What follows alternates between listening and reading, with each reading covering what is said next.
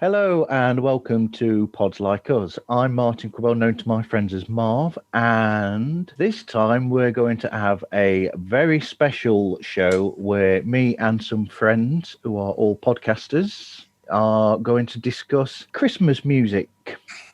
And my friends are, first of all, a man who is so renowned in the world of Beatles podcasting that everybody cowers in awe of him, Mr. Ken Michaels. Do they? I never heard that before. They should. They should. Only Tom Hunyady does. That's it. Yes, that's right.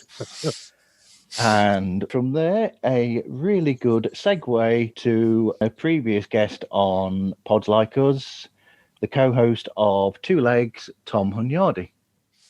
Hello, Marv. Hello, everybody. It's good to be here.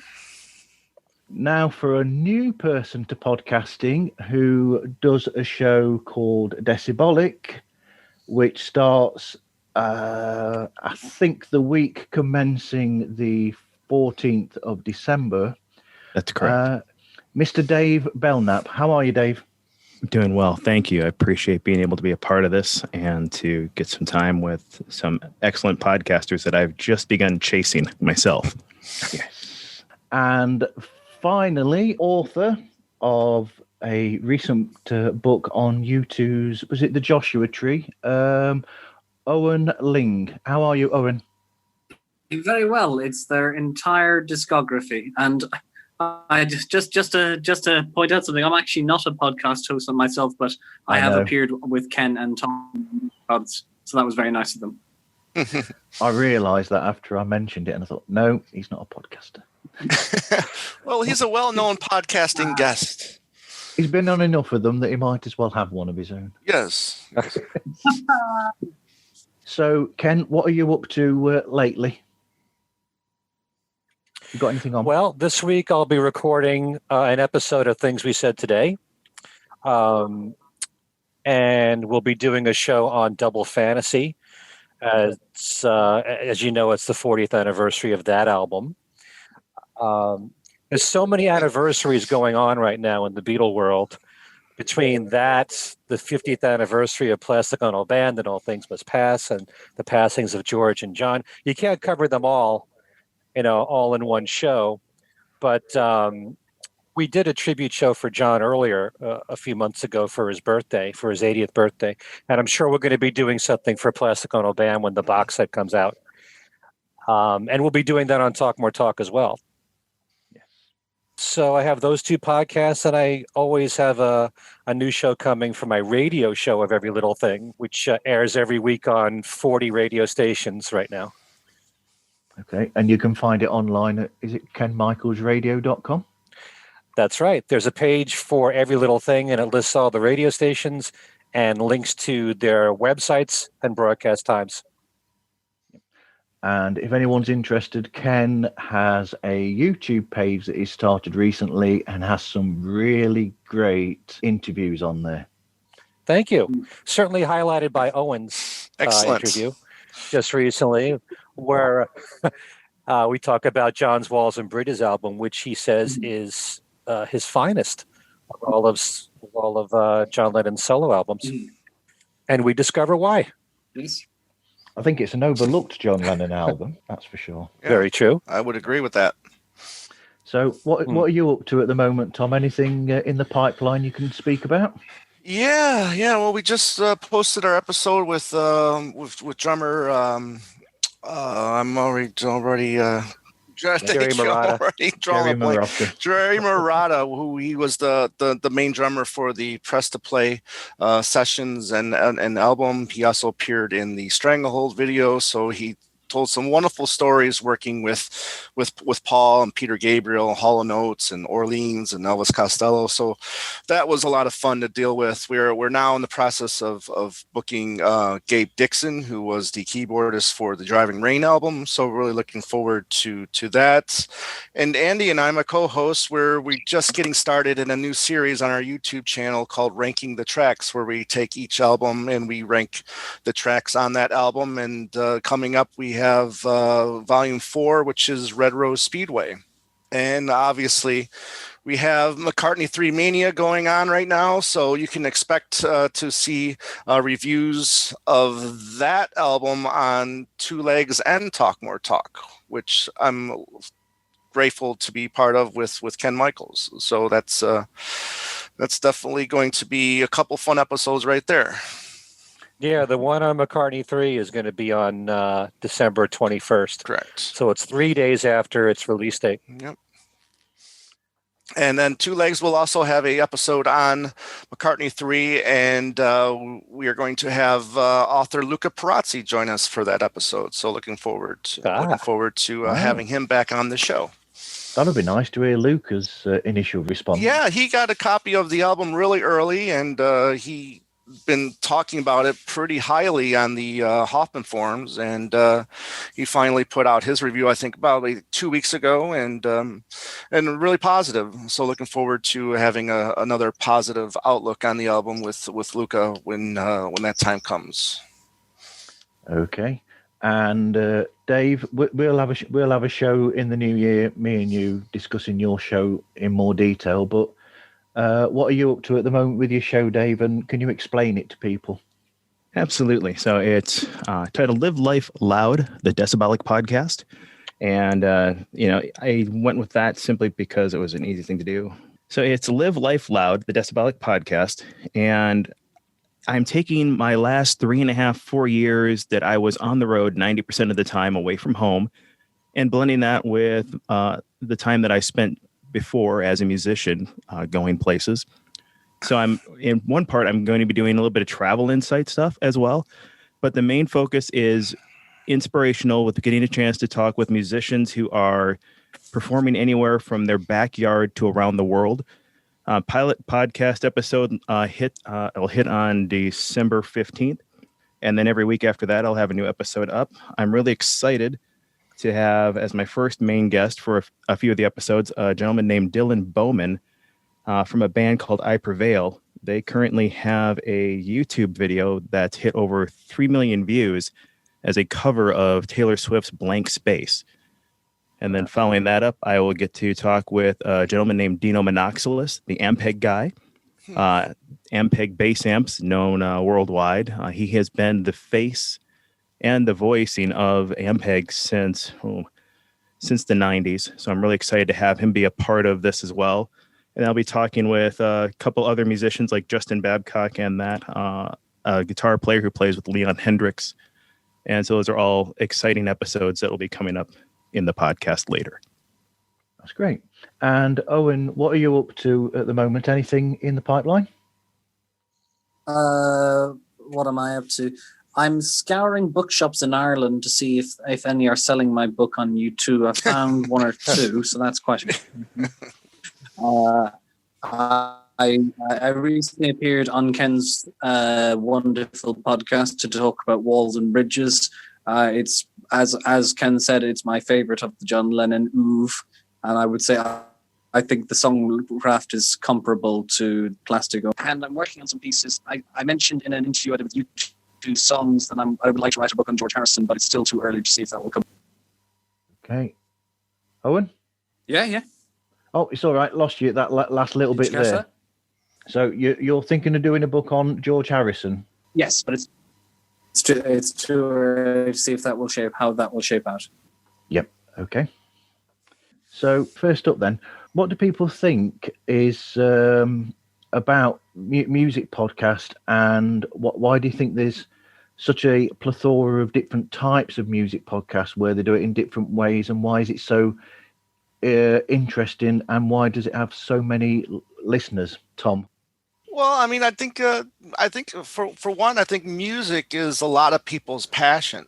Yeah. I mean, I think when I hear somebody talk about music and how, I mean, it's just, you listen to it at work, you listen to it at home. I feel like music is like one thing that's just universally loved by millions of people, and with all these different genres. I think it's really cool that there's just so many different music podcasts out there for people to enjoy, because there is just such a variety out there, especially when you think of people's interests, whether if it's jazz or classical or rock or pop, R&B, it's something that I think we need to take seriously as something that people love to do. I mean, it's just so, you can do it, on the road. I mean, it's just everywhere, music, and it's one of my passions, and I love talking about it. And I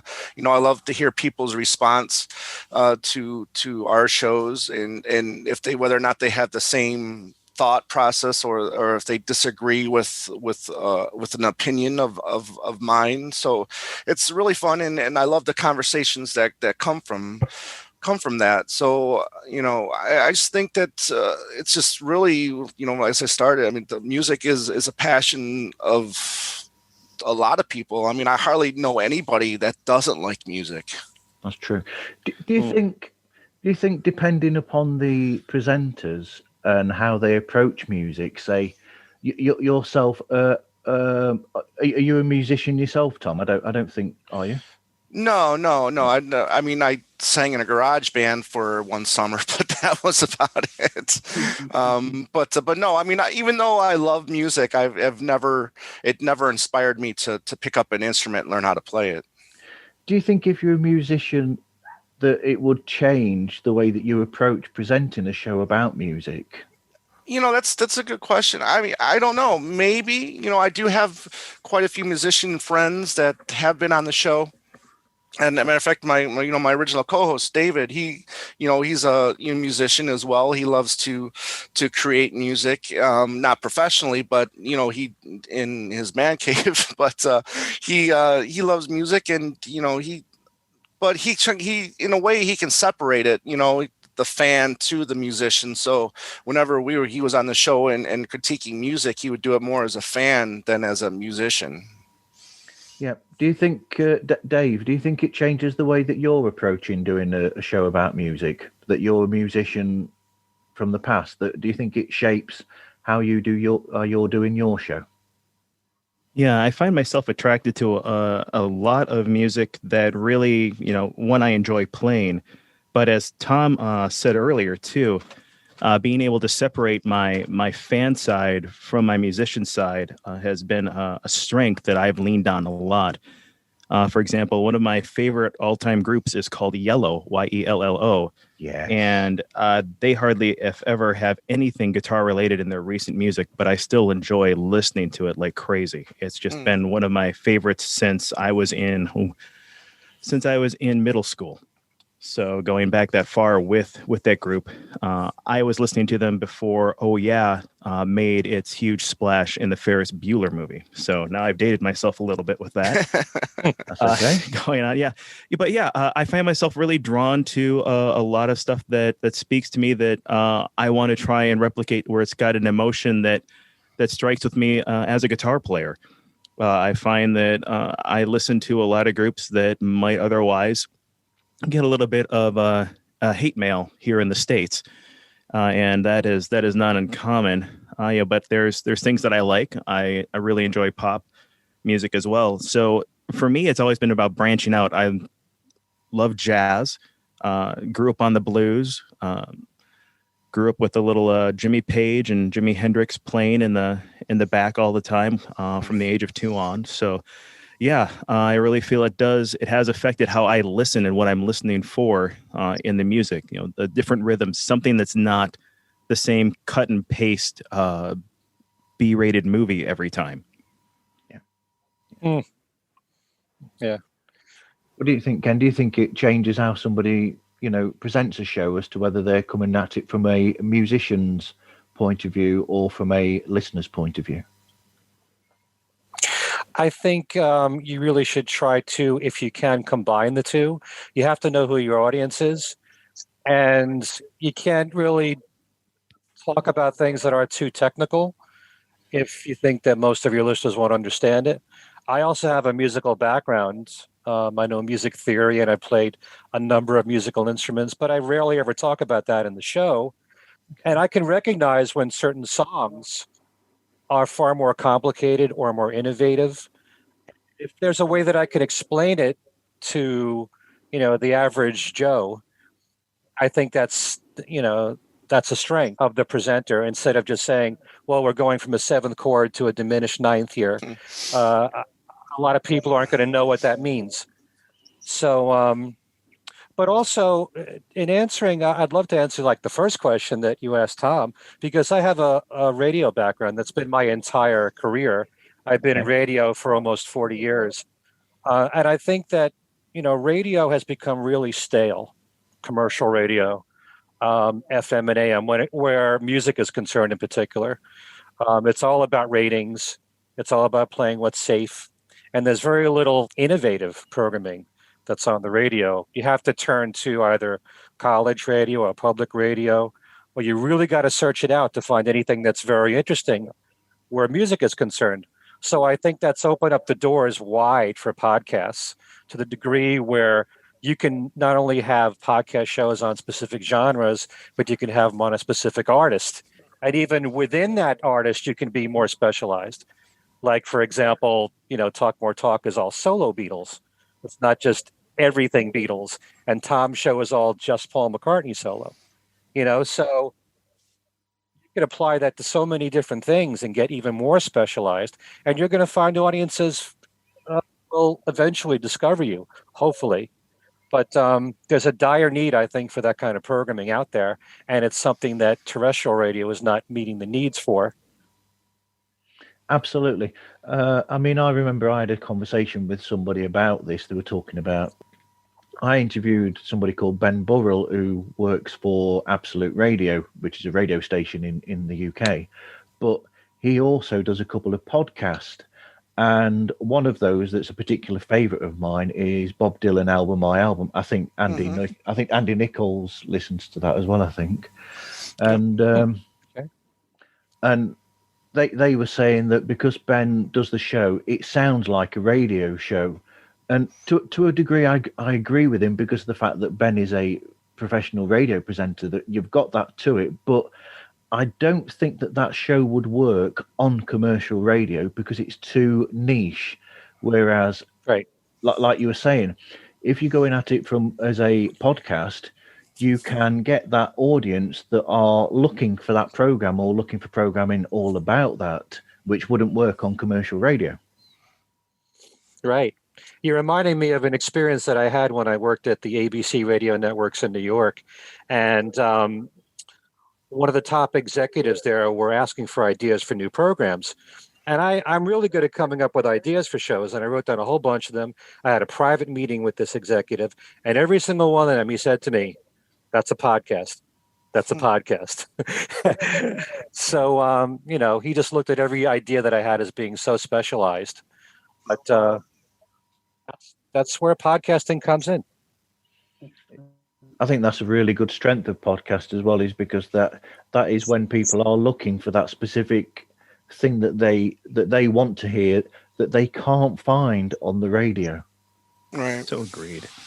Yeah, I've heard it said by one gentleman that the riches are in the niches, and not so much monetarily, but speaking to the fact also that there is so much great wealth of information that you just miss out on because things are so generalized, trying to swing for the broadest fence possible and not even hitting it, where you get the niche program that really can zero in on some stuff in a specific topic in that. And it just really brings out a life. It's like reading a good book. You get all these great visualizations inside your head as you explore through the episodes of that podcast.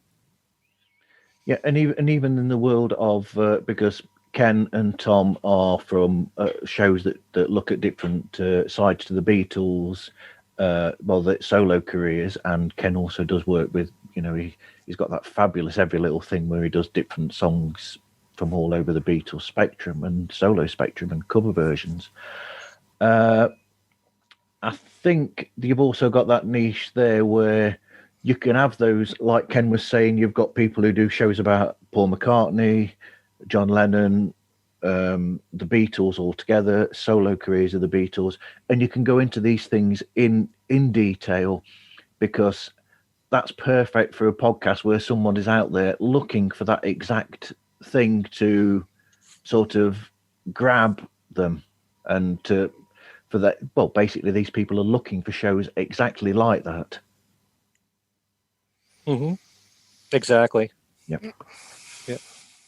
And there's all sorts of bands where this happens. I mean, for instance, Tom listens to a Kiss podcast. Couple. A couple, right? Okay. What we need, Dave, is a podcast about Yellow. There we go. We'll work on that for 2022. How about that? I'm with you on that. We'll go album by album. Excellent. And I'll try and learn all the guitar parts from the first couple of albums when they had a permanent guitarist. So, Owen, have you got anything to add to this? Well, I'm certainly no musician. My line is I play with heartstrings, not guitar strings, which is a dreadful checkup line. Heartstrings. But I listen to other podcasts. One of my favorites is Rule by Three, which is two of the seminal UK comedians inviting another comedian on to talk about great comedy and the mechanizations. So going back to what you said about niche, I think that works because they have the expertise to talk about such a good subject. Mm. Okay. Has anybody got any interesting shows that they listen to that they suggest people listen to about music? Tom? About music? Oh boy.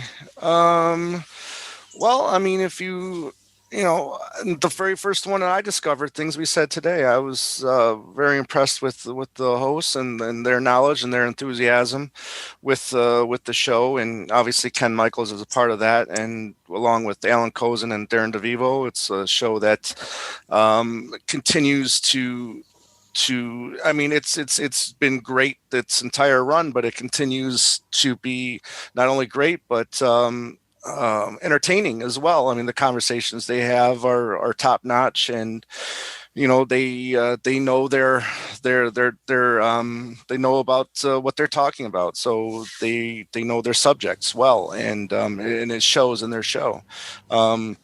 I've talked about a couple Kiss podcasts, and the one that I mainly listen to is it's called Three Sides of the Coin, and there's three gentlemen that I kind of also based my show off too. Is it's like three fans talking about their favorite band, and that's what Two Legs is two guys talking about their favorite musician, and but they're very knowledgeable as well too, and very entertaining. So, those two tend to be the two shows that I been listening to now for 6-7 years or however long it's been. I think Things We Said Today is almost 8 years old now. So if it's not more than that.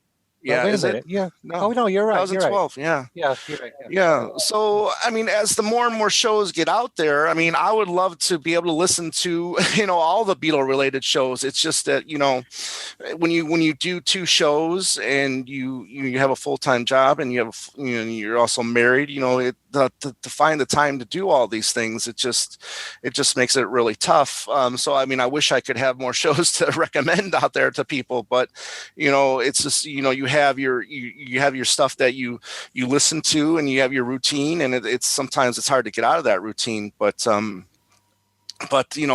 those are the two shows that I've been enjoying for the last 8 years myself. Okay, Ken, do you listen to other music podcasts? Well, I'm kind of in the same boat as Tom, in the sense that I'd like to listen to other Beatle podcasts, but I only have so much time. And I'd love to listen to other music podcasts. Mm-hmm. I find myself listening to, when it comes to the Beatles, I like to listen to Two Legs. I like to listen to Robert Rodriguez if I have the time.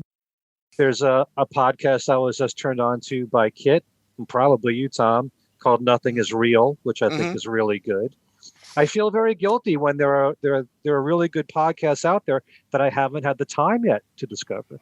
Right. And there's so much.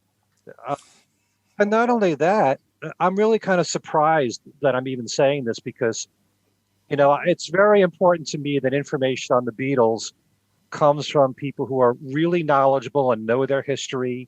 So I want the real experts talking, but I'm also finding at the same time that I'm enjoying hearing podcast shows and people who have YouTube channels from young people like Ethan Alexanian Mhm. or Sam Wiles, who are, so much younger than us, who are learning as they're going along. So it's very important that the Beatles or any artist always attracts a young demographic. Otherwise, their audience will just get older and die off. So it's important for me to know what young people are thinking about the Beatles catalog, whether it be the group, whether it's a solo. So hearing about it from a young person's perspective is also important to me. But most of the time, when it comes to any kind of listening or watching podcasts or anything, they tend to be the Beatle podcasts. And I also find myself glued to a lot of what's on YouTube, which I don't even know if you call them podcasts. They could be. Seems like everything is called a podcast now. But anyone who does these, here are my top 10 favorite McCartney albums of all time Right. videos, I get glued to that stuff. And then that leads to someone else doing the same thing. And I love watching any interviews with anyone who worked with the Beatles or is an author on Beatle books. But if I had more time, I'd certainly investigate other music podcasts on other artists. Yeah. Picking up on something you mentioned there, Sam and Ethan, because of their age, it's interesting when you've got an established group from years ago. It's interesting to listen to it from a younger person's point of view because they're coming at it not as the music's coming out, but that music, for the most part, is already out there to listen to. And it's interesting to hear how their initial opinions are sometimes different to ours when we were around, because we were around when, Press to Play came out and things like that. So we've already got that sort of, but they're coming at it from a different point of view. Even with me, McCartney 2, I remember that coming out because somebody bought that me when I was 9, or I would have been 10 when that came out. Right. Yep. But they're coming at it from a different point. And I said to Sam on the show with him that I did, and to Ethan on a show that's coming out in the new year, I said to both of them that makes it interesting to me as someone who's followed the Beatles and their solo careers as a fan, to listen to somebody who's young and coming at it from that point of view, that music's already there and it's not new. They're coming at it from the fact that it's already there, and that makes it interesting. Yeah. It's two different worlds, really. And we've talked about this on Talk More Talk just recently. The fact that I discovered the Beatles in 1964 when Meet the Beatles came out in America. And so I've had this luxury of experiencing all their music chronologically as it happened through all the solo music. It's so much more different for someone like Tom, who said on our show he didn't really get into the Beatles until like 1985 or so. Yeah. Or Kit discovered the Beatles through Michael Jackson working with Paul McCartney. Yeah. So, Yeah, I mean, I've expressed my jealousy to, a little bit to Ethan, because if I had YouTube back in 1986, 87, when I was, his age now, I mean, I would like to think that I would be doing the same thing that he's doing, learning as I go. I mean, discovering them and talking about them as I'm discovering their music, and, especially solo music at that time as well. And, both of what him and, Sam are doing, I really, appreciate them, taking that chance, because there's not a lot of younger people. There wasn't a lot of younger people my age when I was, when I was getting into them, that I could talk to them. I didn't have that format, but we have that now, and I think that just gives younger people a little bit more confidence, knowing that there's people out there that will listen to their views. So good on them for doing it, to having the courage to do it. Yeah, absolutely. Absolutely. So bringing Dave back into the conversation now, I think Dave would agree that, even when you look at bands, I would say that he's already mentioned the band Yellow and bands from then that are well established. I think that depending on when you, like I said, discover an artist, and younger people who discover these artists, I think their fandom or their interest in it is slightly different to somebody that was there at the time with them as well. Say with all established artists. What do you think, Dave? Agreed with that. It's always interesting when you get to talk with a younger musician. I spent years also in a music shop selling music equipment as well, and they would come up and they would play me a riff from something, and I'm like, that reminds me a lot of this, and they're like, what? Because my bass was just wide enough. I'd say, yeah, you should check this group out sometime. And just being able to go beyond, where they are at and helping them to find a more depth to it.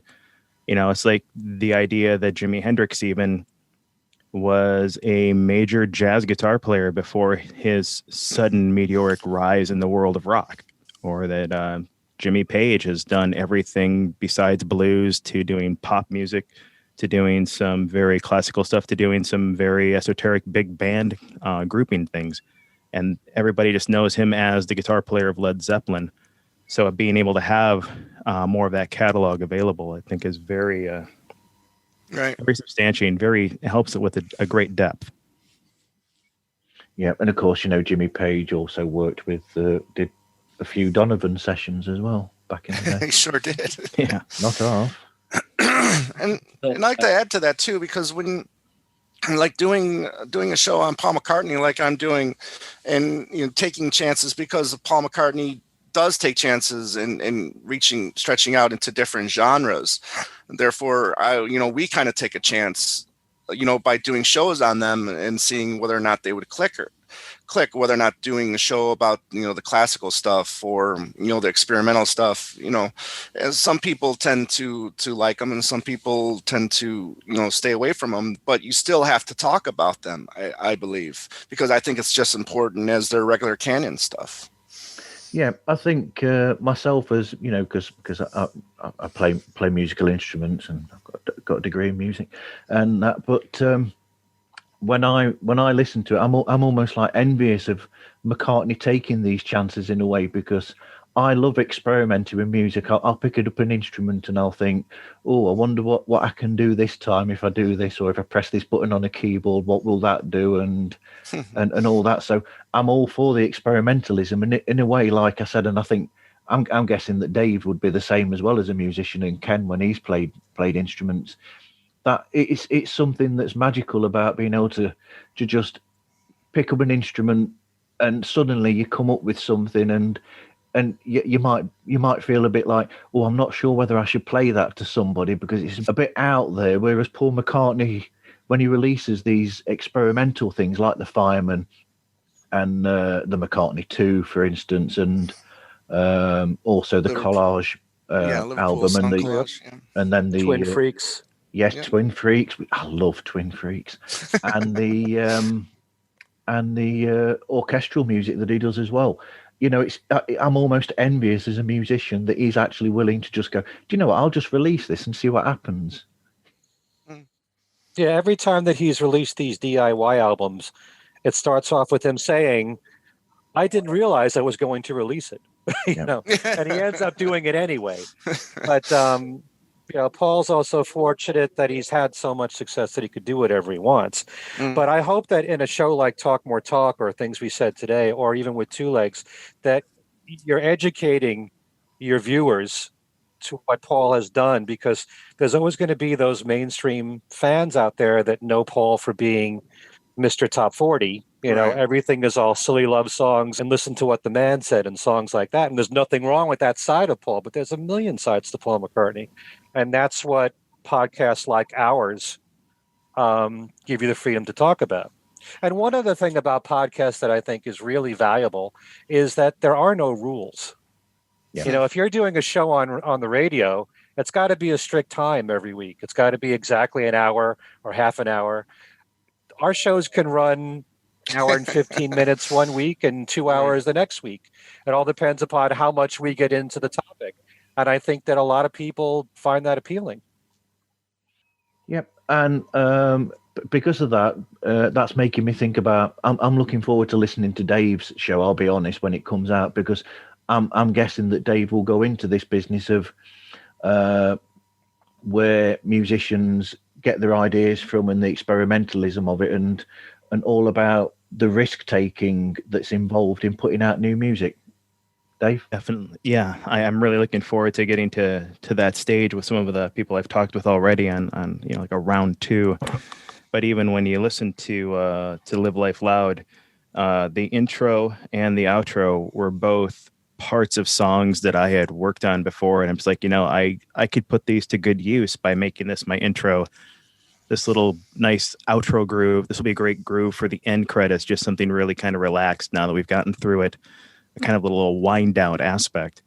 So that's been a part of it fun for me, as well as things that I normally would not have found an outlet for. I'm going to start incorporating into my podcast in bits and pieces as well.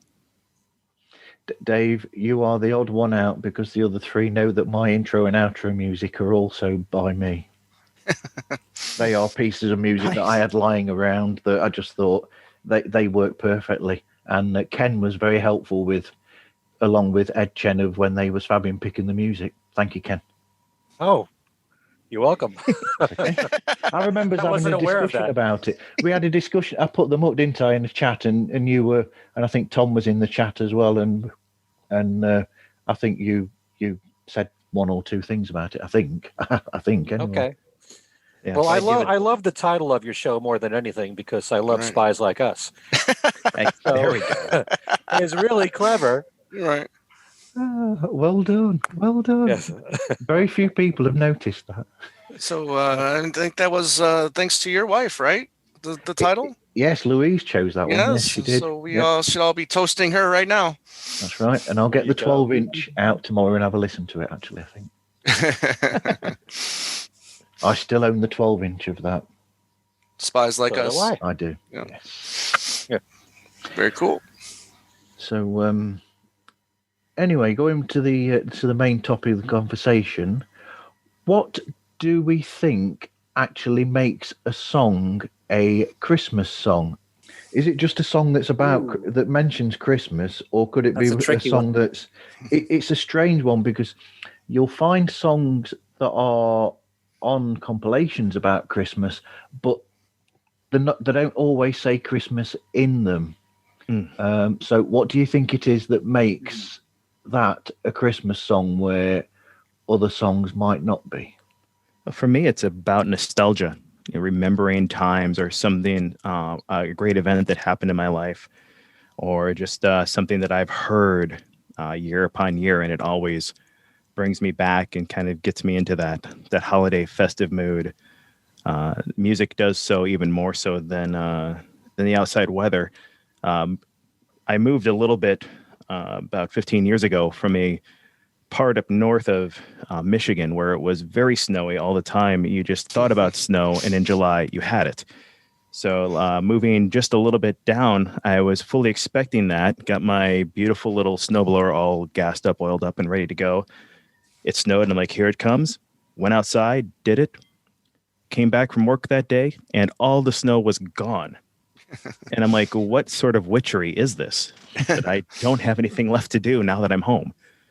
So, it's definitely caused a transition where that song comes out, and to that reason, I purposefully hide the CDs on my wife so that I don't listen to them anytime before Thanksgiving or after about the second week of the new year. Cool. I'm from Michigan too. Where are you right now? If you don't mind me asking. Grand Rapids area, Wyoming. Okay, cool. Yeah, I'm more on the east side, just north of Detroit. Oh, okay. Yeah. So yeah, but I'm in Arizona now because I've had it with the snow myself. 31 years. Funny. That's totally understandable. Yeah. I would love to move south, but my wife wouldn't have it. So. Oh. So that's an interesting point you've made there, though, Dave. I mean, what are people's opinions on when you listen to Christmas songs? Sorry. No, go ahead. Sorry. Ken, what's your take on when people should listen to Christmas songs? They shouldn't listen to Christmas songs until after Thanksgiving. Okay. Yeah. I'm kind of turned off by, what goes on in terrestrial radio, where it seems like every year Christmas moves up even earlier and earlier every year. And then you have 2 months of Christmas music on certain stations. And then you get kind of burnt out on certain songs. Right. I love to hear Christmas music for that one last month of the year. And some of my favorite music is Christmas music. But for me, Christmas music is something that makes you think about either the holiday itself or the end of the year or the winter time or the snow or getting together with family. And it could be something that's happy and festive, or it could be something that's sad. Have yourself a Merry Little Christmas is kind of a sad song, because you're hearing words about through the years we all will be together if the fates allow. You're not with your loved ones. So it works on that level. And then you've got something like Wonderful Christmas Time, which is happy and peppy and bursting with love. You keep going, we'll be telling people all my top 5.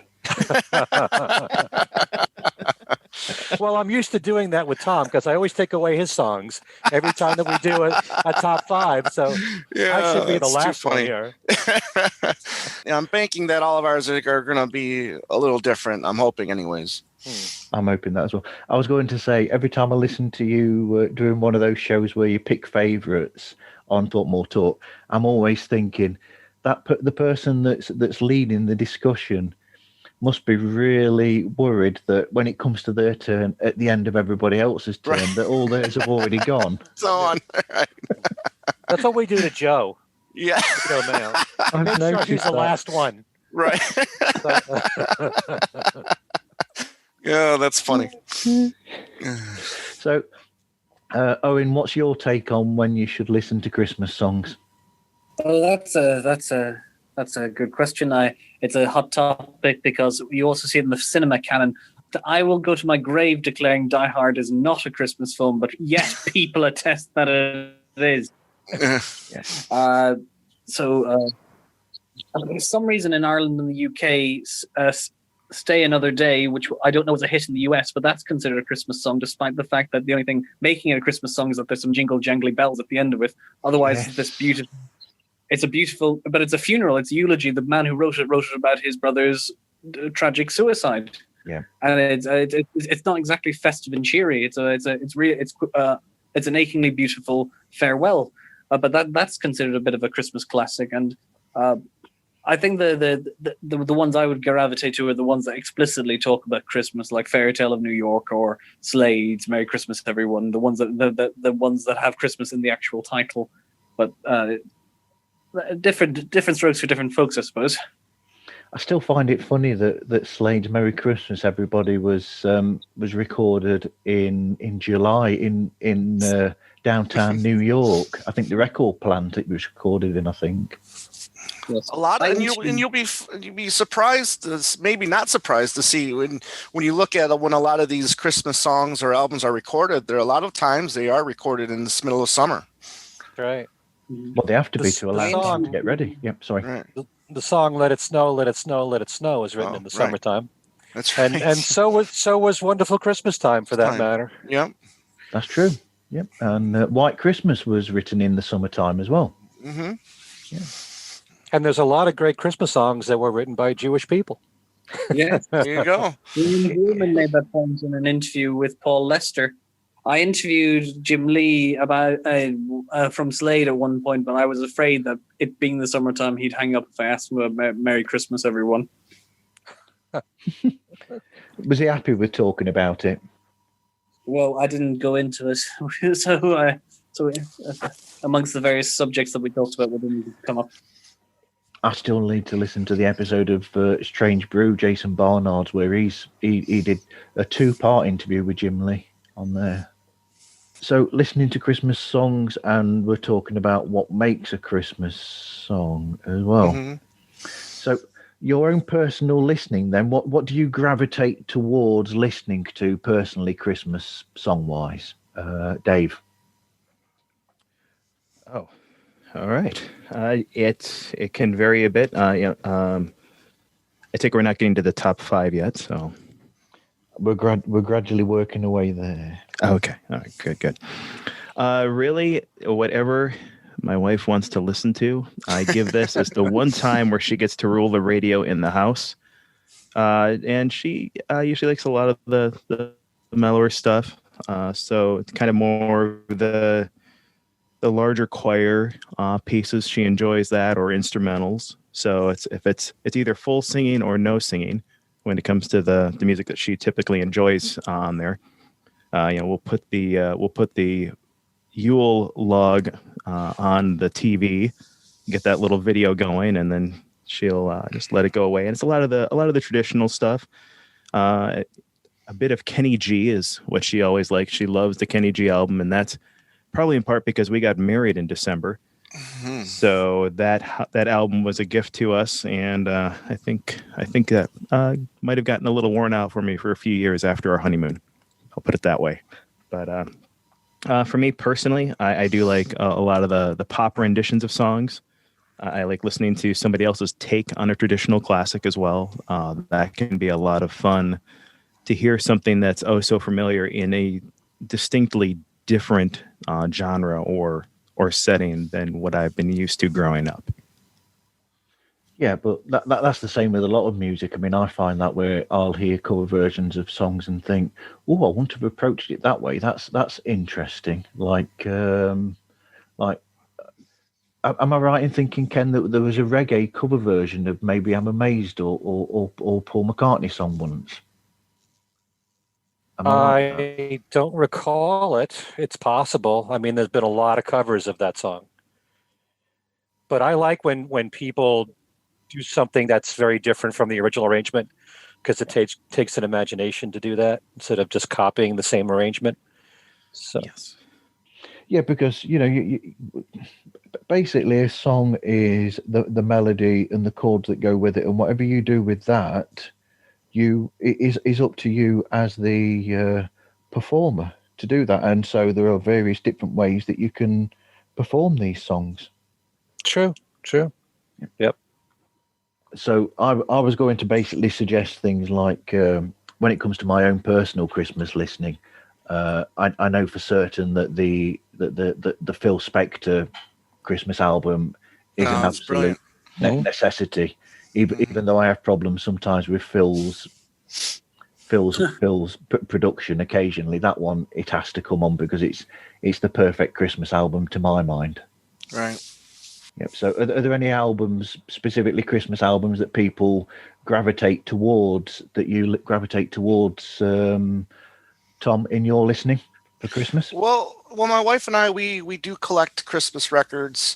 We'll generally pick one or two up every year. We just picked up a Dolly Parton, Kenny Rogers Christmas album that we haven't listened to yet, but you know what? Yeah, there's a John Denver one that we gravitate towards. There's Pretty Paper by Willie Nelson that enjoy, and it's a wide range from, we even have a disco Christmas, I think it was, that was just terrible, but we still listen to it because it's Christmas, we're in the spirit of it. And even the Bob Dylan one, as bad as that is, it still has some fun moments in there. So, and then also the John Denver Muppets one is someone that that we like to listen to every year. But not only that, but then you have the half-hour TV specials from when I was a child, or from probably when all of us were a child, that never was put on an album that we like to try to get to as well. I mean, one of my favorite traditions is I like to watch every year. I like to watch the Christmas Eve at Sesame Street special from I think it was 83, maybe. I can't remember the year, 79 or 83, something like that. I've got that on DVD. Yeah, I've got it on DVD as well. Yeah, so we watch that every year, and the songs in there that were never made it to an album, we enjoy. So it's yeah. I mean, it's all aspects of it. I mean, so yeah, there's definitely albums that we gravitate towards, but there's also half-hour to hour TV specials that we like to watch every year too. That obviously the Grinch, the music of the Grinch is another one that we just we have to watch that every year. It's almost, I was going to say, it's almost a shame in a way, because you've just made me think that there's certain people who did Christmas specials on television. So you've got the famous Bing Crosby shows, and and Johnny Cash and all these other people. And I almost think it's a shame that their estates aren't doing something with that material in a way, because I think it would be perfect for them to get some of that together. And even though it's been recorded, with television studio equipment, you could clean it up nowadays, and you'd have some really top classy Christmas albums to listen to there from some of these people, because there's some really good material on those shows. Right. You know what you're reminding me of, Marv, is almost every single year Andy Williams had a Christmas special. Absolutely. Yeah. And I've seen like PBS specials that are more like a compilation through the years of what were on those specials. But I'd like to see a DVD set of, what he put out each year. Yeah. Broadcast. So he was very well known for that.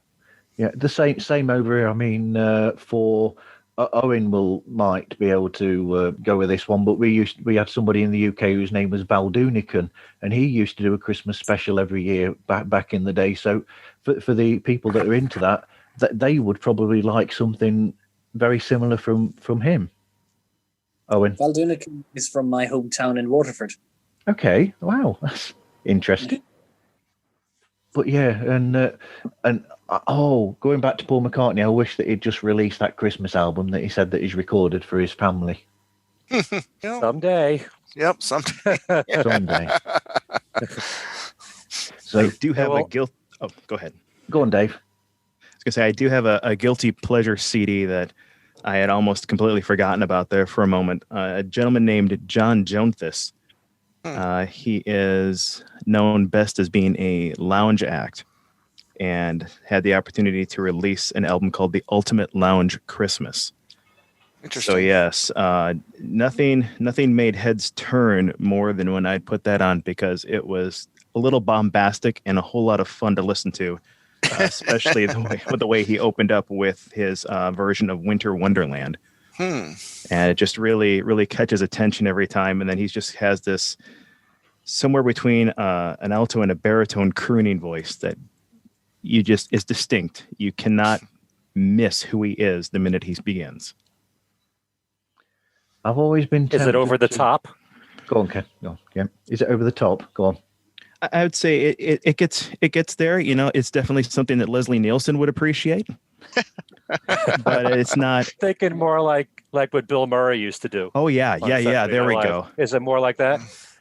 I think Bill Murray still outdoes him, but it gets there. It gets there. I think William Shatner needs to do a Christmas album. Oh. Don't give him any ideas.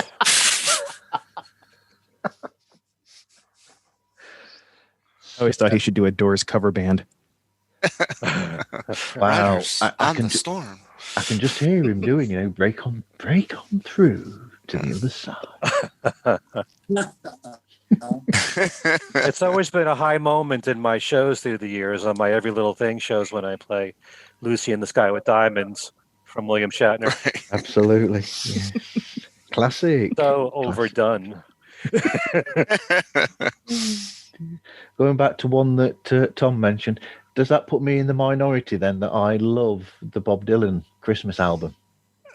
I think it's just has a bad reputation. I think people listen to his voice and they don't think Christmas at all whenever he does that Christmas album. But I tend to listen to it more just for the music. But yeah, it definitely has some cringeworthy moments, and there are times where we'll have people over as well. I'll put that in, and I'll just get the look. It's like, why are you playing that?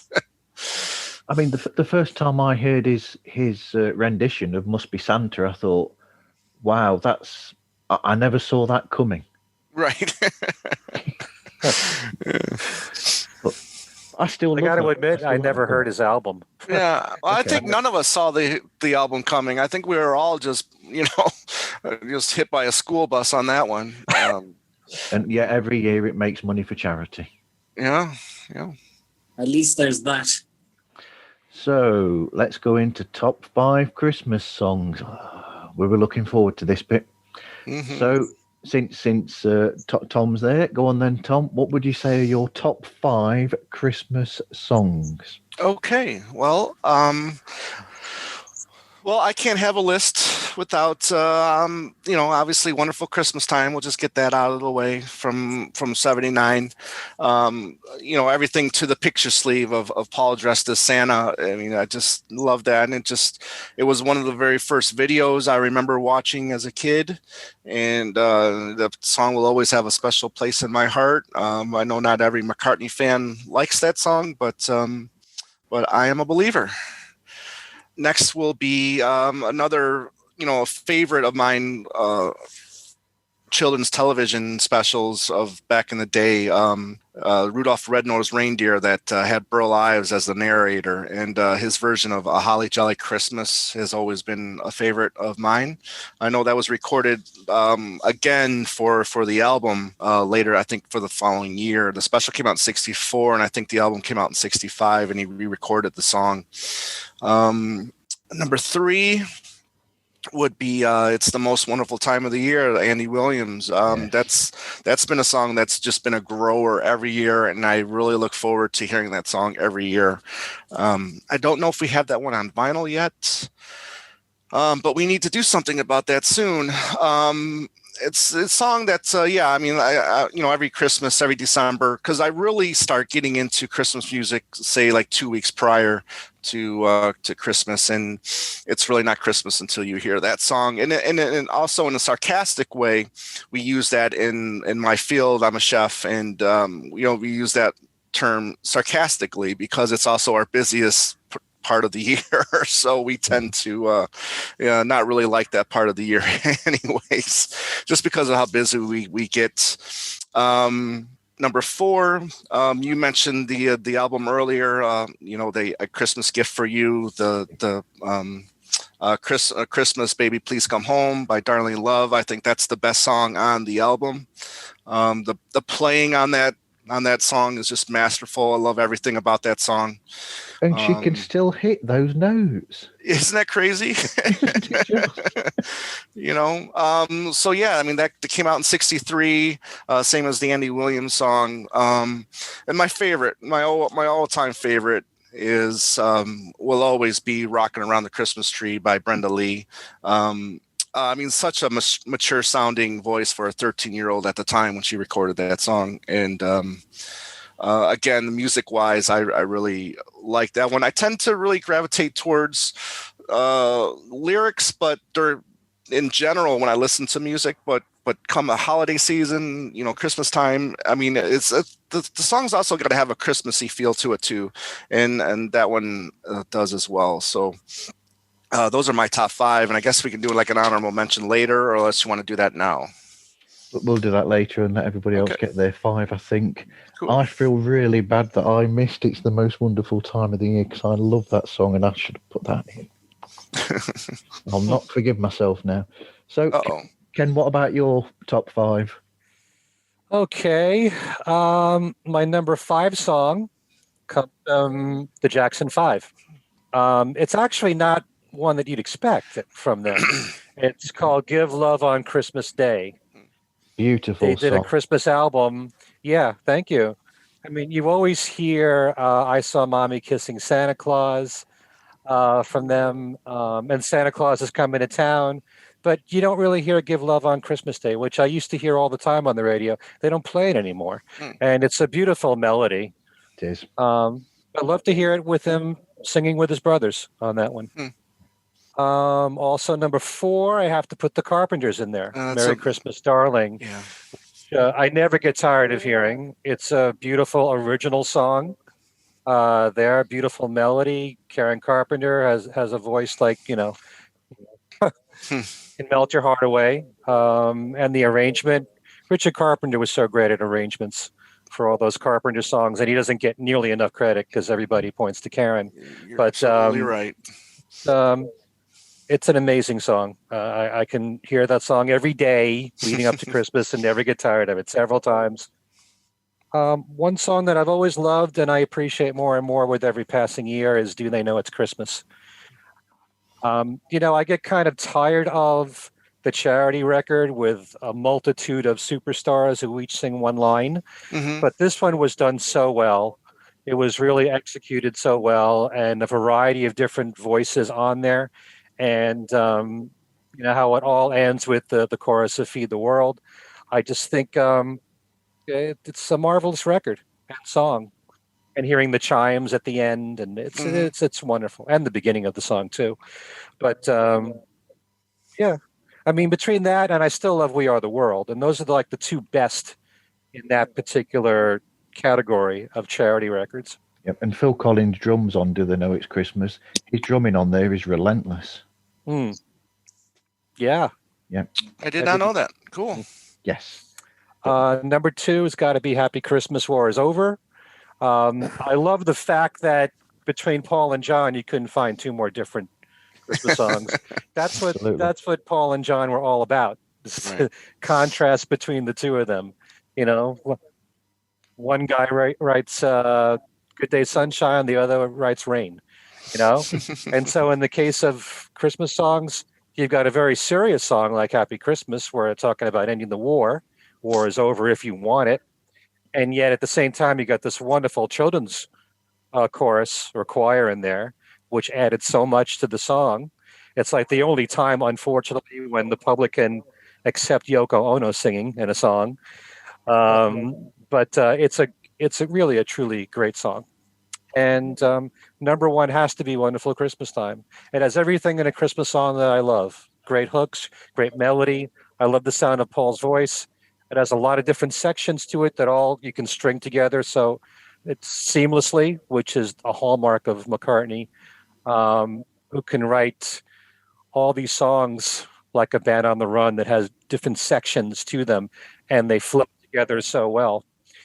So, Christmas does not start for me until I hear "Wonderful Christmas Time." What about you? And there's so many other Christmas songs I love, but I'll talk about those later. Yeah. Okay, Dave, what are your top 5? Well, I specifically avoided Motown for this because I grew up on it, and there could be like a top 50 right there. I'm going to bring Motown back in. So there we go. We're safe now. With that being said, number 5 for me was the Chipmunk song by Alvin and the Chipmunks. Yay! I love it. Yes. That was the album that I knew things were starting to happen because like myself with my wife, my dad would finally let the Christmas albums out and start putting them on the record player at home. And that was inevitably the first one that he would play. I think we broke the picture window in our house listening to it really loudly once. It was quite fun. So great memories there, especially with Alvin yelling, "Okay, Dave." So we had that going on. Number 4, "Oh Holy Night." Again, just something from my early childhood days up through my youth. I found an amazing rendition of it by a very talented gentleman who will probably only ever be known as the former husband of Amy Grant. His name is Gary Chapman. Yep. Just an amazing Nashville artist talent. And he did a Christmas album, and his rendition of "Oh Holy Night" in that is just about perfect, in my opinion. Moving down from there, again, this is probably one of the things that started my journey into loving the guitar as a musical instrument, even at a young age of probably maybe 3 or 4 when I saw it on television. And that would be Jose Feliciano's "Feliz Navidad." Yeah, good one. Very just a festive, fun song. Lovely. Upbeat, and just the energy that you just feel coming off of that recording. Him and just the little classical guitar and all the little percussion stuff going on in the background. That is one love that I've been very fortunate to pass down from hearing it myself for the first time to all of my children loving that song as well. And then from there, speaking of crooners, Dean Martin singing "Baby, It's Cold Outside." Yes. Yep. Just loved his voice. He was known as the Prince of Comedy in the world of music, but his singing was right there with Frank, and probably because of his family and relationships, we'll put it that way, it's probably why he was safe from Frankie. And then last on this list, and I really don't consider this one to be Motown, very well known, Louis Armstrong, What a Wonderful World. Playing that from my father's record collection. I was extremely excited when that song got a lot of national attention again, thanks to Robin Williams' movie Good Morning Vietnam. But that song has always kind of been the essence of what I felt about the holiday season, where everybody finally lets go of all the tension. They try to let go of the drama around them and focus on one another. And it does become a wonderful world, because for at least one moment in time, people are able to drop their baggage and enjoy life. Okay. What a wonderful world. I've never really thought of that as an actual Christmas song myself. It's a song that you listen to all year round, and it makes you think about the wonderful things that are around you that you might miss. And it's a perfect song for when you're feeling a bit down, to remind you that there are these things in the world. Agreed. And it's, like you said, it's one that you can listen to year round. For me, I do hold on to it for this time of the year, just so that I don't wear it out for myself. Okay. And Owen, what would be your top 5 Christmas songs? So my top 5. Okay. Number 5, I would put in "Wonderful Christmas Time," the seminal McCartney track, given its infectious groove, and it sounds like a McCartney 2 outtake. Number 4, I would put in Peter Auty's seminal seasonal classic, "Walking in the Air," which, if you don't know, in the US is a scintillating choral falsetto. Yes. Yes, it's beautiful. Number 3, I would put in Greg Lake's "I Believe in Father Christmas," a wonderful ode to the failings of commercialism. Yep. Number 2, I would put in I had the great pleasure of interviewing Mike Batt, and I would put in his gorgeous "Only a Winter's Tale," which is a song about losing love in a time of great snow. Yes, a beautiful vocal by David Essex on that. Yes, people are going to point out that I wrote a piece for Culture Sonar about him being a one-hit wonder, but he was "Rock On" was his only US hit. Yeah, unfortunately. And number 1. Yeah, and number 1, because it has such an effect on everyone in Ireland, it has to be "Fairy Tale of New York," because of the way that they seamlessly bring Ceilidh music into a pop song. Okay. Here's an interesting one. Are all these songs known to people in America that we're mentioning in the UK? I don't know the David Essex one. No? You would love it, Ken. You should listen to it. It's a beautiful song. Okay. And what's the name of it again? "Only a Winter's Tale." Winter's Tale. Yeah. Okay. By David Essex, and it's written by Mike Batt, who wrote Bright Eyes. Yes. Okay. Okay. And who does "Fairy Tale in New York"? The Pogues. With Matt Dillon in the music video. Mm-hmm. Okay. Okay, so my top 5, I'm starting with, I'm bringing back the Motown here. I'm starting with Stevie Wonder's "What Christmas Means to Me." Good one. Because it's got a fabulous groove, and the words are just so happy and make you smile, and they say everything that a family Christmas should be. And then I don't know if people in America would know the song "Driving Home for Christmas" by Chris Rea. No, Got I me don't. on that one. No, you know that one, don't you, Owen? Oh yeah, yes. It's a feel-good one that you play on the car when you're driving to see your relatives. Absolutely. It's basically about somebody who's always away from home working, and it's the whole idea of the fact that they're coming home to spend time with their family at Christmas, and they've missed them, and it's that sort of emotion behind that. Number 3, I've picked exactly the same at number 3 as Owen, which is I Believe in Father Christmas by Greg Lake, which I think is beautiful. And the way that he uses... I'm trying to think now. Is it Shostakovich that he's using in that song, Owen? Do you know? Do do do do do do do do. That's oh it. God, I know the tune that you're thinking of, but no, I can't remember the composer. Yep. It's called Alan Cozen. Oh, if only Alan was on here, he'd be shouting at us right now. You just know it. But I think it's a beautiful song, and the sentiments there where they're talking about, I think he's basically saying that you should be thinking about people rather than what you give to people, and it should be more about the feeling behind it rather than. But the whole music is just beautiful. But then again, it's Greg Lake from Emerson, Lake and Palmer. You can't go much wrong there. I think number 2. I think I've got a complete opposite to Ken.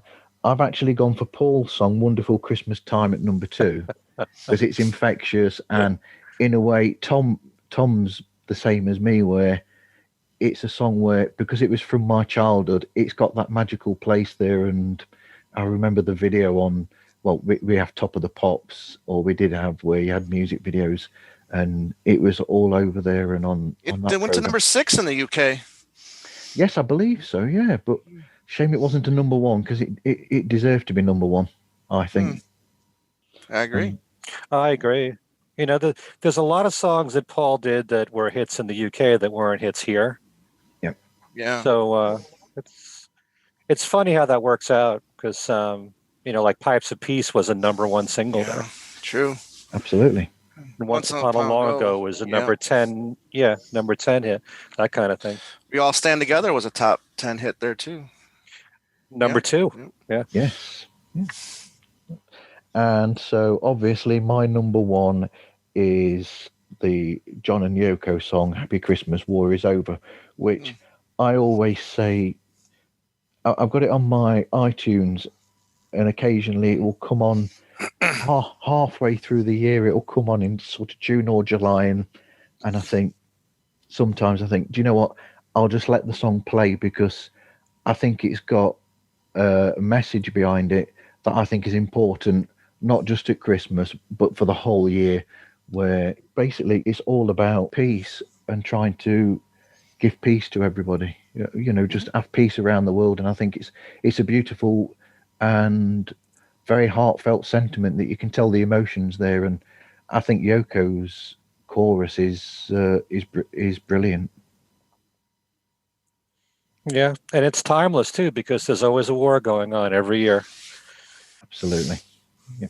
So I would just mention 2 notables, which would be I like the song. I don't know whether everybody knows this.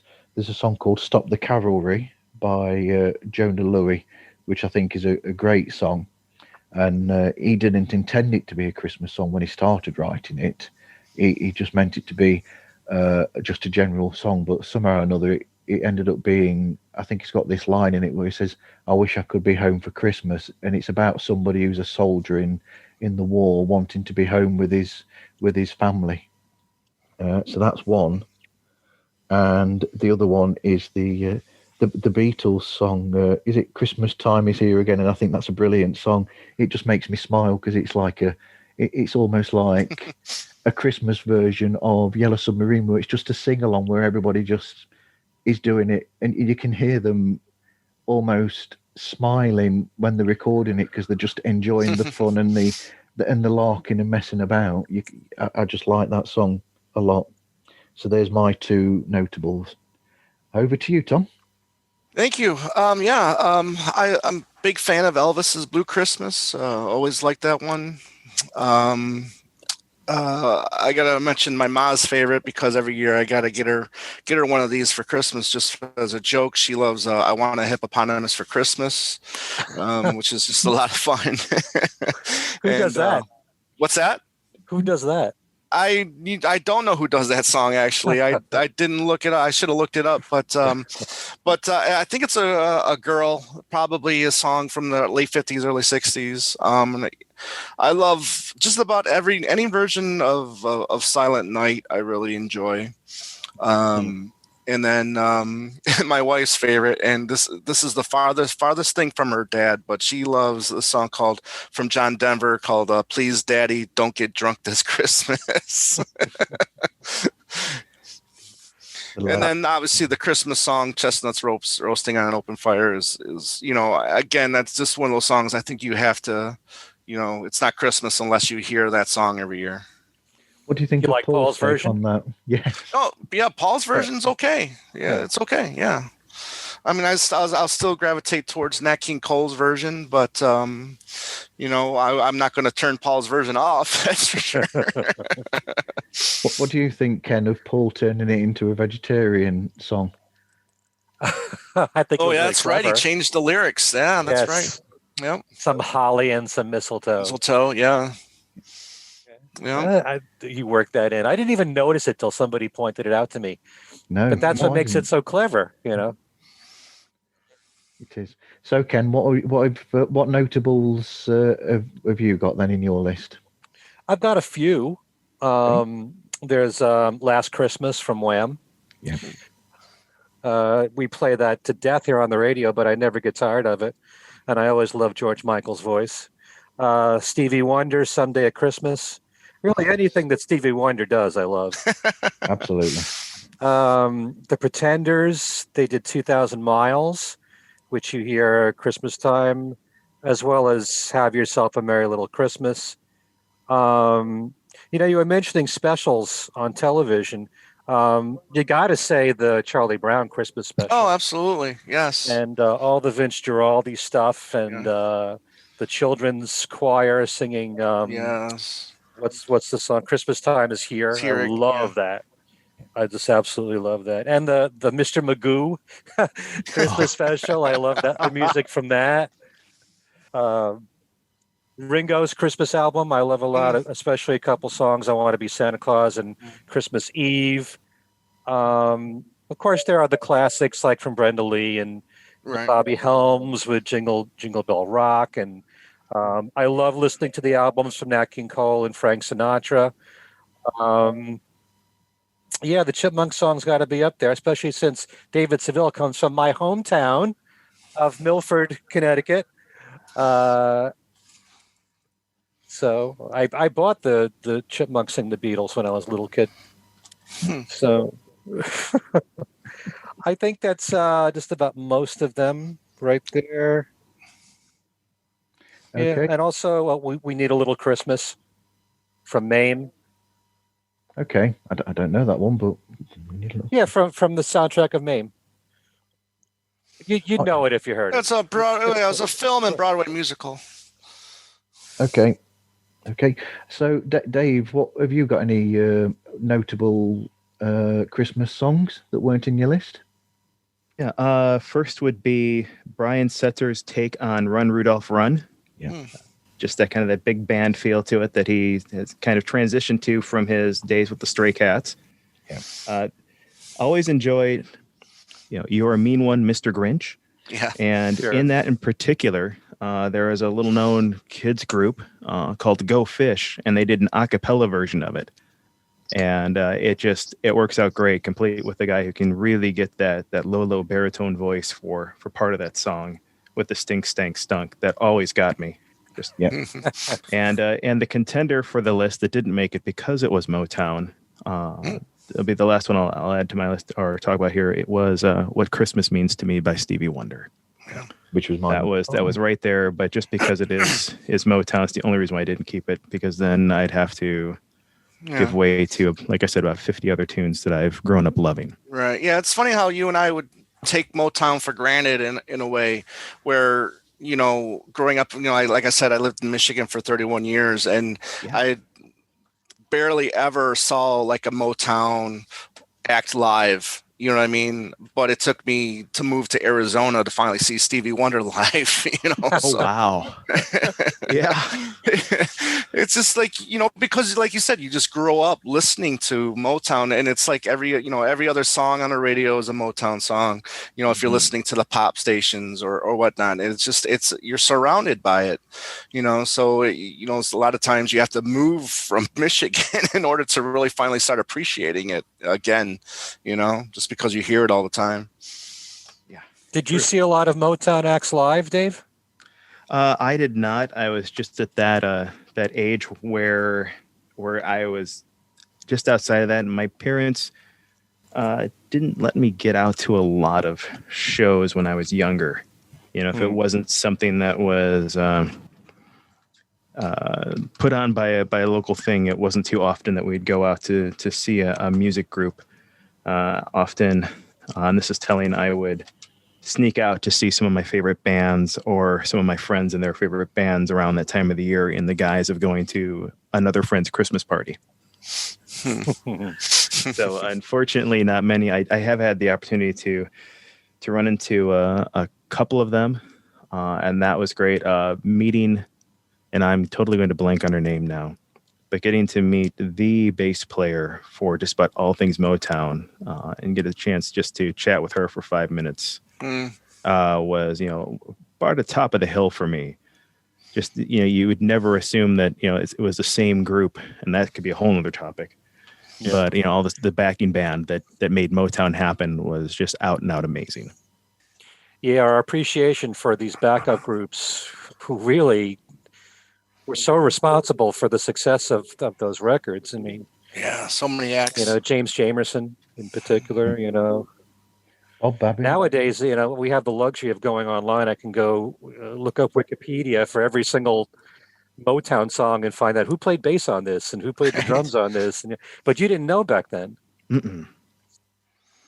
No, it was like you thought every group was a new band coming out, and it wasn't the case at all. Right.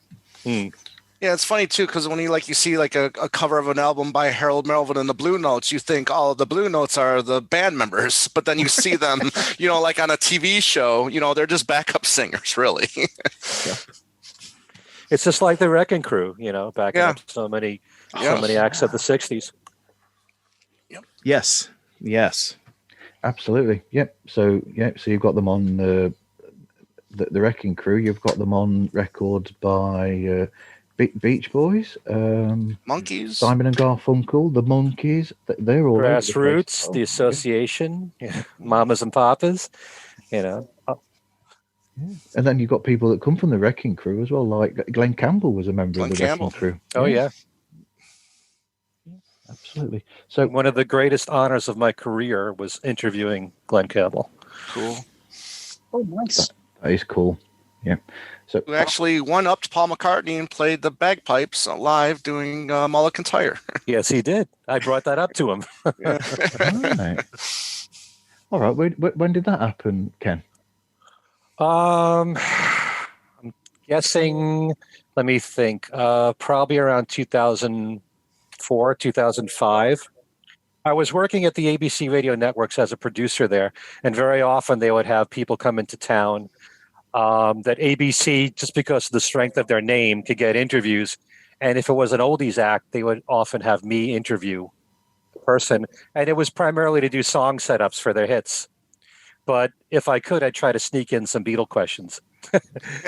And but it was one of the most memorable interviews I ever did, because this was before it was ever announced that he had Alzheimer's disease.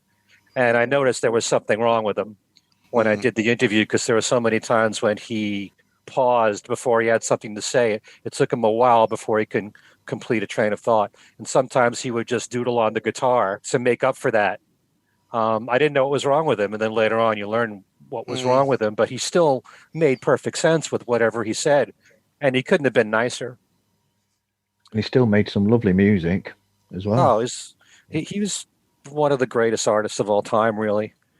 An amazing guitars, and if you ever watched his variety show, I mean, he could sing with the best singers. He had a great vocal range, and he really downplayed his vocals too. To me, he made it sound like he was just a guitar player that got lucky. But, you know, you listen to his voice on those hits, especially, you know, Galveston or By the Time I Get to Phoenix. Great vocals there. Wichita Lineman. Before we go too much off subject, we'll go to Owen and ask Owen if he's got any notable songs for Christmas that didn't quite make his top 5. I'll just go with one. Being a major Midge Ure fan, I'll go back to Band-Aid and Do They Know It's Christmas. Although that racial insensitivity, I think the production sheen is wonderful, and it's also strangely postmodern. You've got those clever bits where Sting sings his own name and Bono doing a Bruce Springsteen impression. Okay.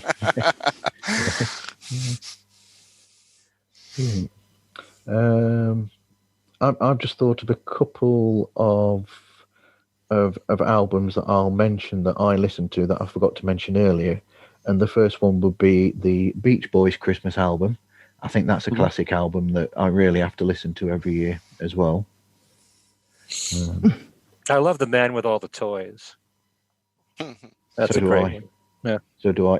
It's one of those where it's a bit like it's a bit like the Wooden Soldiers song on the Phil Spector album. It's one that's not a well-known Christmas song, but you hear it and you think, I like that because it's not one of those songs that's always there. So the one that you mentioned, The Man with All the Toys, it's another one of those where it's got that special thing to it because you don't hear every single person singing their version of it.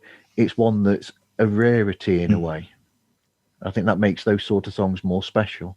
I agree. Yeah.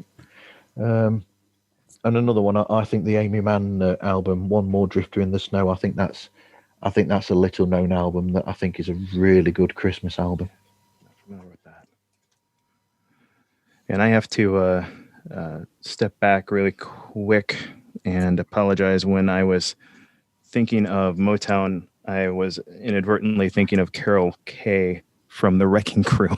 Okay. Instead of James Jamerson, who was the bass player for Motown. After I said, I'm like, oh, right, wrong group. The minute you said Wrecking Crew, I'm like, yeah, that's the right one. Didn't Carol Kay do the bass line on My Girl? Maybe she. I think she did. I Oh, thought that okay. was James Jamerson. Yeah.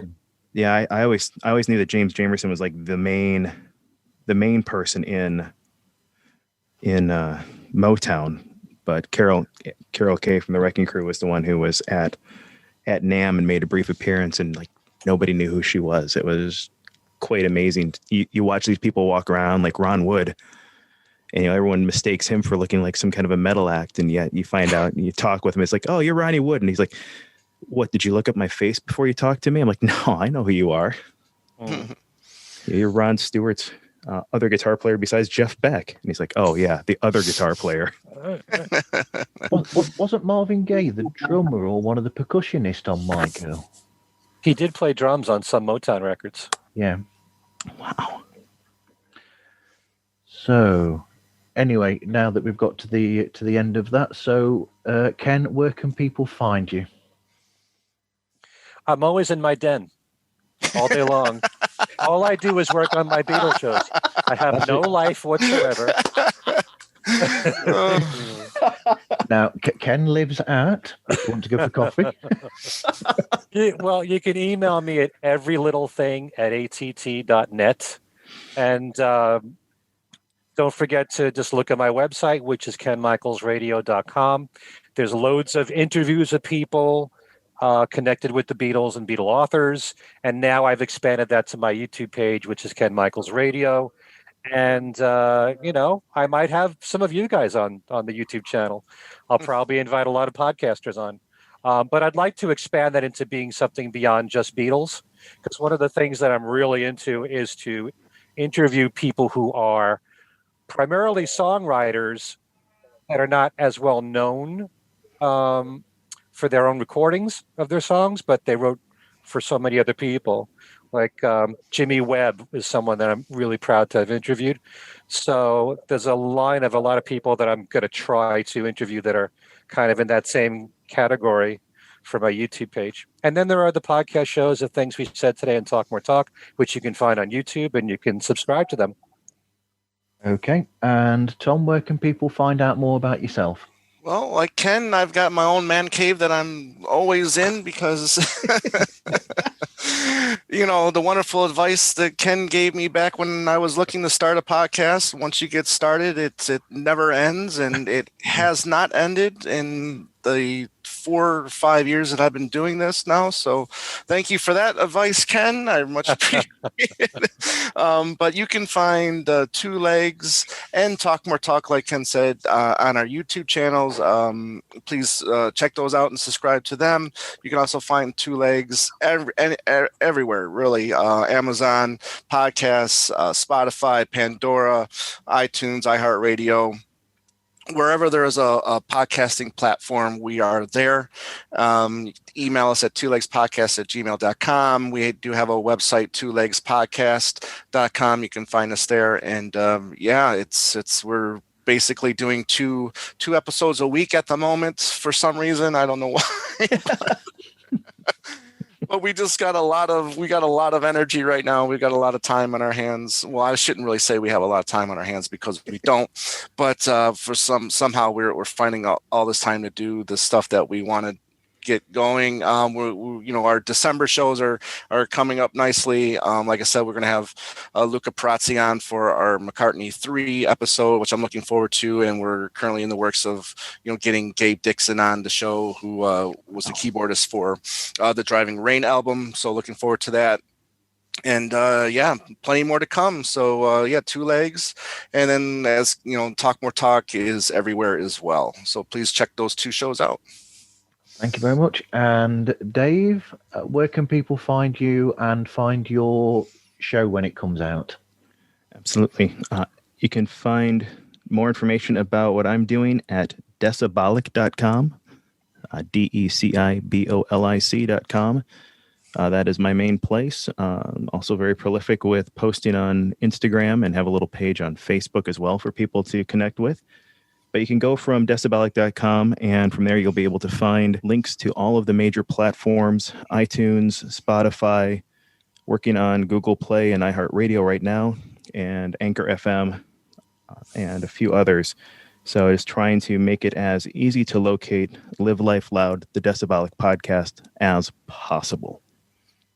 Thank you very much. And Owen, where can people find out more about yourself? My book is available for sale on Burning Shed, the YouTube book, and I'm on Twitter at EMLyng. I'm more comfortable writing than I am on Zoom, as this episode is undoubtedly shown, but you can read some of my writings on We Are Cult, Coco Sonar, New Sounds, and The Digital Fix. Okay, thank you very much. And Pods Like Us has its own webpage, which can be found at themarvzone.org. And we have an Instagram page, which is basically at Pods Like Us. And there is a Facebook page as well that you can search for. Anyway, thank you, everybody, for talking to me today. Yeah, thanks for having us. Yeah. Tell Louise thank you, Mark. out there. Great to be here. We're all going to have to try some of those famous desserts that she keeps making you. To take us a bit meta here, I'll just turn to the side of me and say to Louise, Tom says we're all going to have to come over here and eat all this lovely food that you keep posting up. If we could send it in the post, we would, Louise says. Yeah. Okay. Thank you, everybody. And thank you to the listeners for listening, and hope you listen again to another episode of Pods Like Us.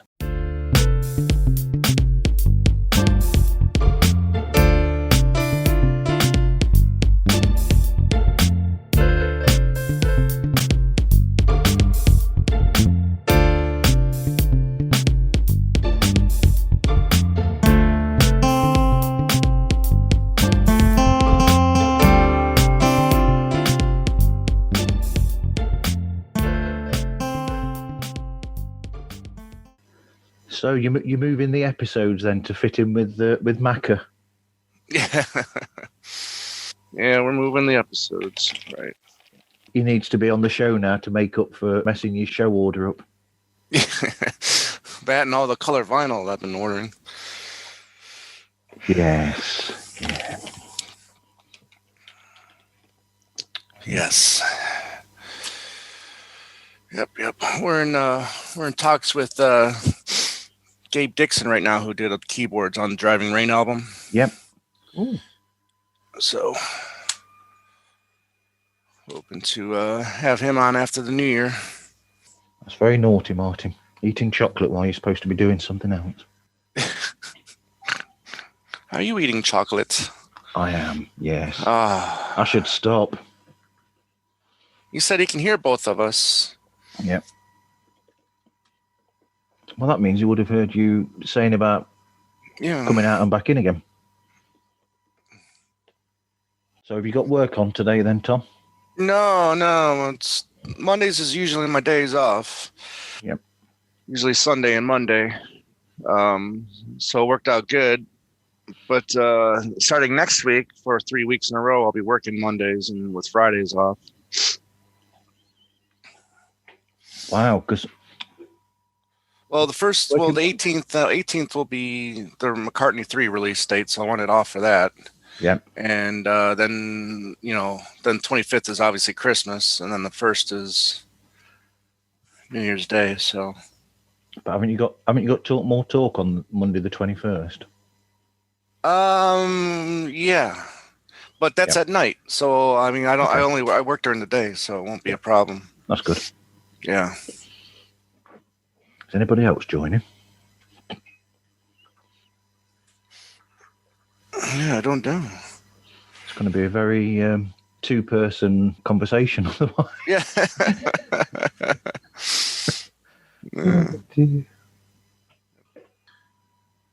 Hey, am I there?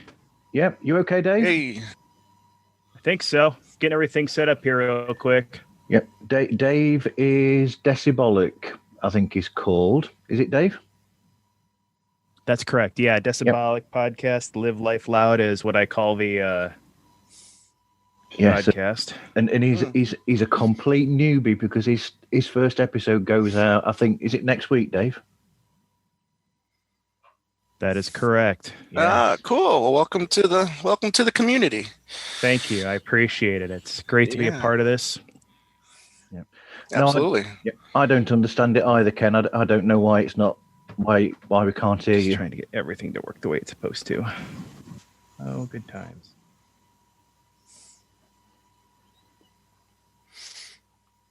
If Kit or Andy were here, then they'd be able to explain everything because they're the bosses, aren't they, at knowing how to do all this?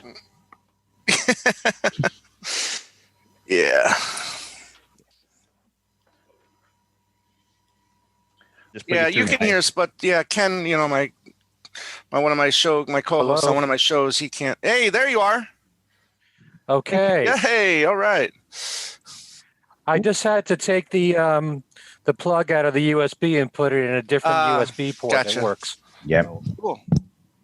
Yeah. Silly little things like that. I'm hearing you fine. Me too. Okay. Got everything. All right. Well, try to work with this. You probably have a bit of editing to do then, Martin. Indeed, with all of these different voice recordings to go through, yes. Because I've got that to work. I've worked that out as well, so that now I get an individual recording for each individual person on Zoom as well. Oh, that's great. How'd you manage that? You use the so on your laptop or computer. Don't do it on the browser. Download the actual software and use that, and then you can go into the settings on that and set that to give you a different recording for each participant. Oh, wow.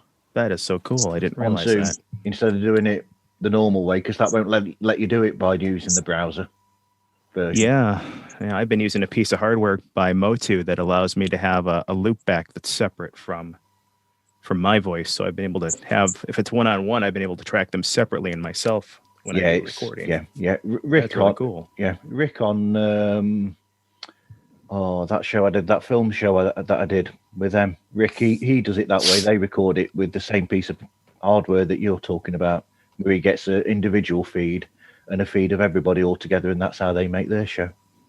Yeah, it works great for me, but that's good to know. I'll have to play around with that some more. Thank you. Yep, that's all right. Yes. Yeah, I'll just stick with audio. Yeah, That'll happen. And also, depending on it will, and also depending on if anybody else turns up, we might need the bandwidth for more people. Right. That's fair. Yeah, I can do that too. Yeah. I haven't go to combed the my stock hair picture. yet, so. Okay. Let's bring up. Where are we? Need that. Than anything. There we go. Just about here, you, Owen. Yeah, just about there, buddy. Hear me now? Can you hear me? I can. Yes. Yes. Yep. Talk for a great. minute, Okay, Owen. cool. Yeah. Yep. Talk between Talk for a yourselves. minute. How's that? Okay. All right. Very good. How are you, Tom? I'm excellent. Thank you, my friend. Hey, Owen. It's Hello. Ken here. Okay.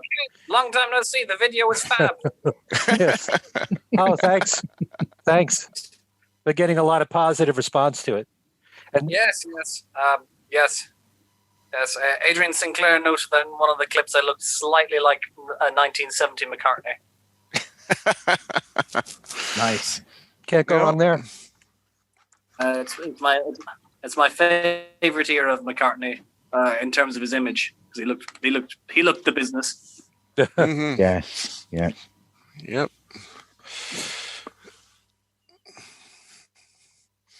So, did you hear, Ken? I said to Tom that Paul McCartney needs to appear on Talk More Talk to make up for you having to change what week you do in the show. I agree. Oh, Yes. I agree. Absolutely. The inconvenience of it all. Yeah.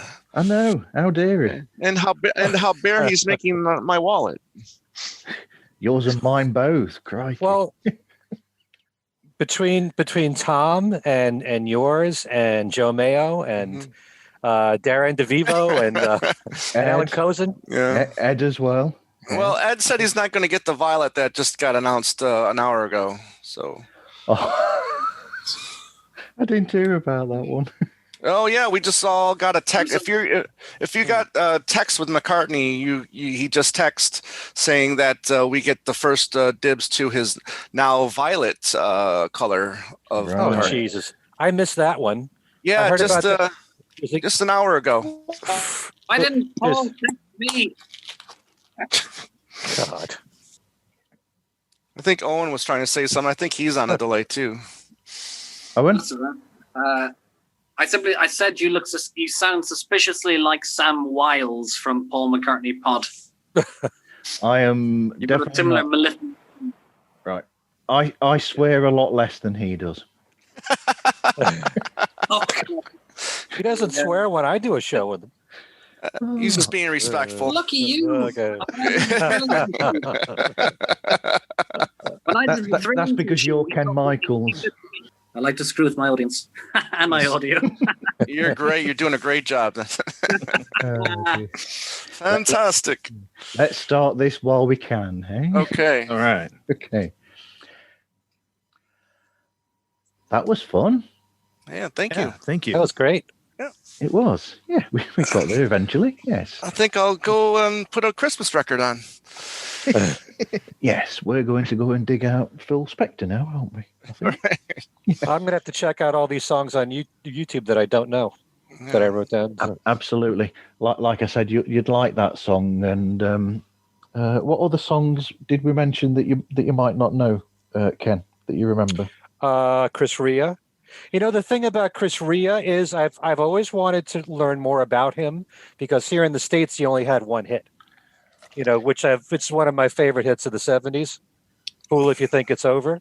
Yeah. But I've heard that his catalog is really strong. You know, are you familiar with a lot of his stuff? Yep. You would also, if you like that song, you'll also like I Can Hear Your Heartbeat. That's a beautiful song by Chris as well. Okay.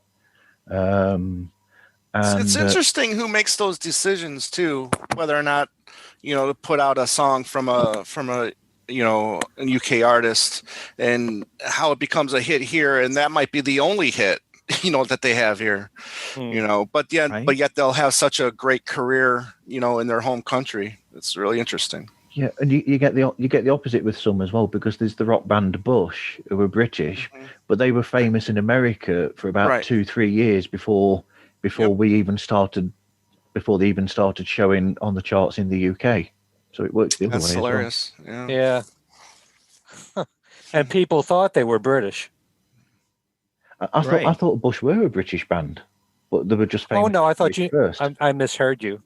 I thought you meant America. No, I was on about a group called Bush. Yes. Okay.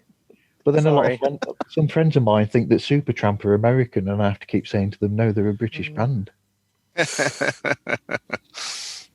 Speaking of mistaken identity, one of my favorites was reading an article with Steve Lukather of Toto.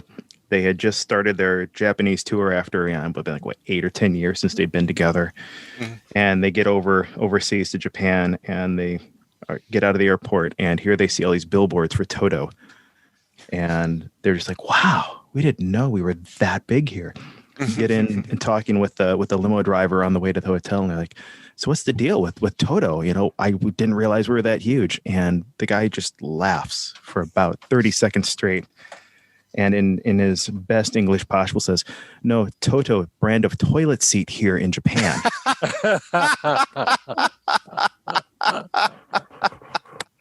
Oh, dear me. That must have put him back in his, back in his place. Absolutely. It's like, wow. Oh, man. I think that might be a sore spot if you ever interviewed him, Ken. I have interviewed him, but I never knew that story. Yeah. Oh, you have? Cool. I haven't got that far into his autobiography yet. But it is a really good autobiography. I should pick that up, because I do want to interview him. When I interviewed him, I made sure he hadn't worked with Ringo yet. He hadn't been in the All-Stars. Oh, okay. But he did work with McCartney, right, for Broad Street. So I brought that up. But I always remember, because one of the singles that they had here in the States, which was a top 40 hit, not huge, but I always loved, was 99. Oh, 99's a brilliant song. Great. Yeah.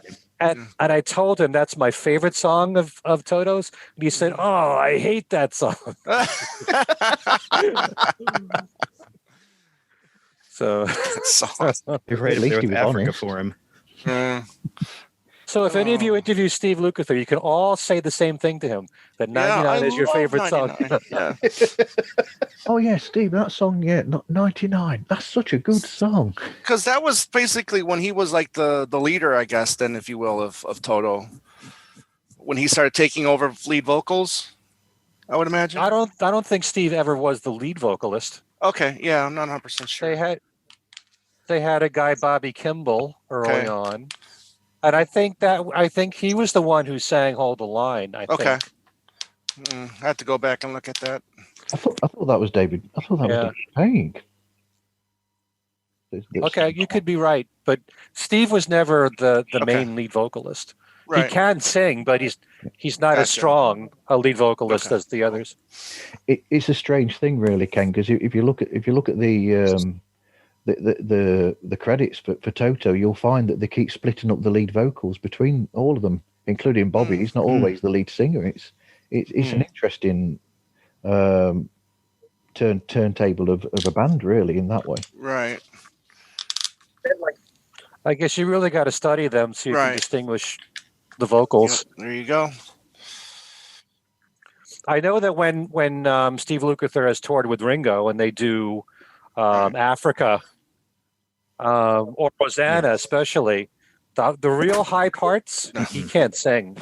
No. So they usually have what's his name, the music coordinator, the saxophone player. He does the real high part. Yeah, I forget his name. Yeah. Like Mark Rivera was. That's right. You know, exactly. And in the beginning, when Steve was in the band, I think Mark did the high vocals on those songs. Oh, no kidding. Yeah. Yeah, Mark can sing pretty well too. Well, Well, yeah, because I mean, back in the days with Billy Joel, his band, including Mark, they all used to be all the backing vocalist on the albums. Yeah. They did all the group vocals. Very cool. Very cool. Well, Martin, I gotta take off. I appreciate being a part of this. Yeah. Yep. Go on, Ken. Thank you, Ken. This was brilliant. Thank you, everybody, for this. Yep. Appreciate it. Yeah. Let us know when it's out, and we'll help plug the hell of it. Yep. Thank you very much. Thank you, guys. And if I don't say it before then, have a lovely Christmas and a fantastic New Year. Yeah. You as well. Yeah. You as well. A wonderful Thank you, Christmas time. Yeah. There you go. Happy Christmas, everybody. Dave, nice talking to you. Yes, Dave, it was nice meeting you, and good luck with you, sir. And Tom, Owen, thank you so much. It was a pleasure to be here with you guys today. Thank you. Cool. Thank you, Dave. Talk to you later, Owen. Okay. Owen. I'll see you in an hour, Dave, for the next Christmas show. Sounds good, Martin. Thank you, man. Cheers, man. Bye. Okay. Bye-bye.